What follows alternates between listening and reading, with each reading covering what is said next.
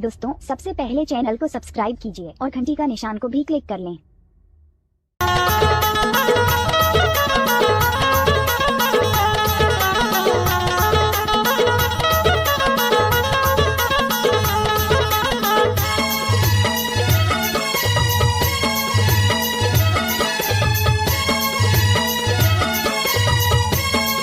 DJ Ajit mobile number 8305237917।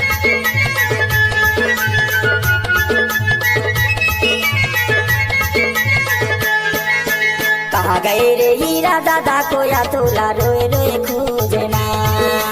कहाँ गए रे हीरा दादा कोया तोला रोए रोए खोजना। DJ Ajit mobile number 8305237917। दादा तोला रोए रोए खोजना। दादा तोला रोए रोए खोजने। दादा तोला रोए रोए खोजना। कहाँ गए रे हीरा दादा कोया तोला रोए रोए खोजना। कहाँ गए रे हीरा दादा कोया तोला रोए रोए खोजना। कहाँ गए रे हीरा दादा कोया तोला रोए रोए खोजना। कहाँ गए रे हीरा दादा कोया तोला रोए रोए खोजनिया। दादा तोला रोए रोए खोजनिया।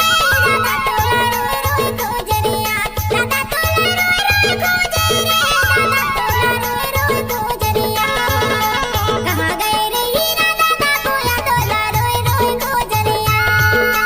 कहाँ गए रे हीरा दादा कोया तोला रोए रोए खोजनिया।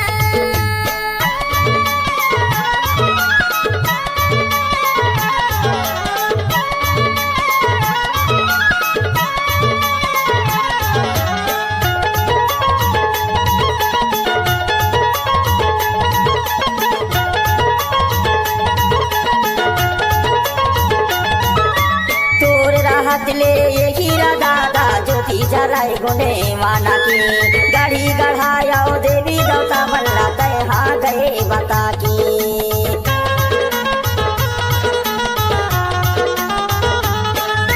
तोर राहत ले ये हीरा दादा ज्योति जलाए गुने वाना की गाड़ी गढ़ाया देवी दौता मल्ला तय हाँ गए बता की। गोंडवाना भुइया सुनना लागे।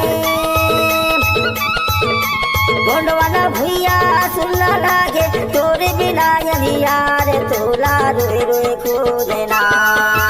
कहाँ गए रे हीरा दादा कोया तोला रोए रोए खोजना। कहाँ गए रे हीरा दादा कोया तोला रोए रोए खोजना।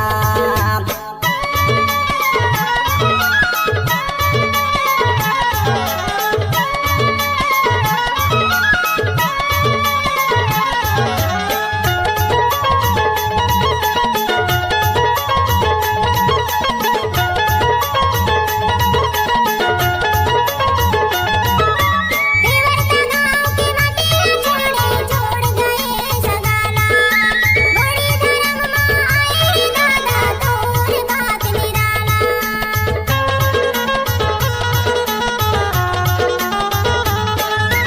देवर का गाँव की माटी छोड़े छोड़ गए सगाला। बड़ी धर्म माँ आई दादा तोर बात निराला। सतरंगी के सतरंगी के जन जन करे गुहार दादा रोए रोए खोजरिया। कहाँ गए रे हीरा दादा कोया तोला रोए रोए खोजरिया। कहाँ गए रे हीरा दादा कोया तोला रोए रोए खोजरिया।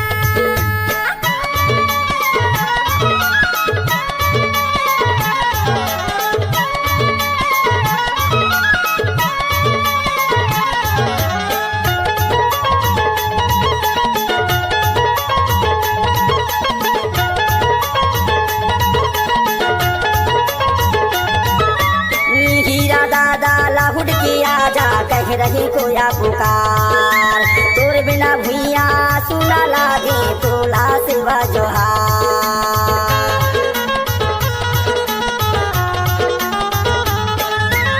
हीरा दादा लाहुड की आजा कह रही कोया पुकार। तोर बिना भुइया सुना लागे तोला सिवा जोहार। अब कभी आवे हीरा दादा।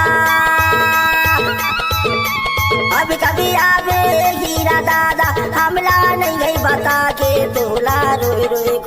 खोजना। कहाँ गई रे